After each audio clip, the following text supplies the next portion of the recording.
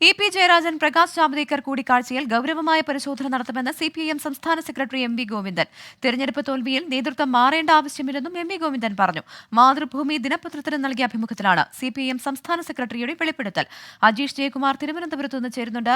Ajeesh, EP. Jayarajan Prakash Javadekar കൂടിക്കാഴ്ച വലിയ വിവാദമായിരുന്നു. ഈ കൂടിക്കാഴ്ചയെ ഗൗരവമായി പരിശോധന നടത്തുമെന്ന് സിപിഐഎം സംസ്ഥാന സെക്രട്ടറി തന്നെ പറയുമ്പോൾ അത് ഏത് തരത്തിലായിരിക്കും? പാർട്ടി വീണ്ടും ഒരു പുനർവിചിന്തനം നടത്തുന്നു എന്നുള്ളതാണോ?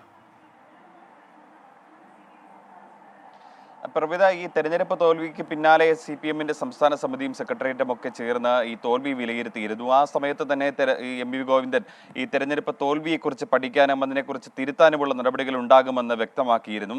എന്തായാലും LDF-നെയും CPM-നെയും സംബന്ധിച്ച് ഏറെ തലവേദന ഉണ്ടാക്കിയ വിവാദമായിരുന്നു ഇ.പി. ജയരാജൻ പ്രകാശ് ജാവ്ദേക്കർ കൂടിക്കാഴ്ച. ഈ തെരഞ്ഞെടുപ്പ് സമയത്ത് ആ വെളിപ്പെടുത്തൽ ഇ.പി. ജയരാജൻ നടത്തിയതിന് പിന്നാലെ വലിയ കോലാഹലങ്ങൾ ഉണ്ടായിരുന്നു. ഈ CPM-നെ സംബന്ധിച്ചാണെങ്കിൽ നേരത്തെ തന്നെ കഴിഞ്ഞ സർക്കാരിന്റെ കാലത്ത് വ്യവസായ മന്ത്രിയായിരുന്ന കാലത്ത് തന്നെ അദ്ദേഹത്തിന്റെ പല ബന്ധങ്ങളും വലിയ വിവാദങ്ങൾ ഉണ്ടാക്കിയിരുന്നു. അതിനുശേഷം എം.വി. ഗോവിന്ദൻ സംസ്ഥാന സെക്രട്ടറി ആയപ്പോൾ പാർട്ടിയിൽ നിന്ന് അകന്ന് നിൽക്കുന്ന ഒരു ഇ.പി. ജയരാജനായിരുന്നു കണ്ടത്. ഒരുപക്ഷെ മട്ടന്നൂർ സീറ്റിൽ നിന്ന് അദ്ദേഹത്തെ മാറ്റിയപ്പോൾ പൊതുപ്രവർത്തനം അല്ലെങ്കിൽ തെരഞ്ഞെടുപ്പ് രാഷ്ട്രീയത്തിലേക്ക് ഇനി ഇല്ലെന്ന് പത്രസമ്മേളനം നടത്തി വെളിപ്പെടുത്തുക കൂടി ഇ.പി. ജയരാജൻ ചെയ്തിരുന്നു. അതിനുശേഷം സംസ്ഥാന സെക്രട്ടറി എം.വി. ഗോവിന്ദൻ നവകേരള മുന്നേറ്റ യാത്രയൊക്കെ ഈ സംസ്ഥാനത്തുടനീളം നടത്തിയിരുന്നു.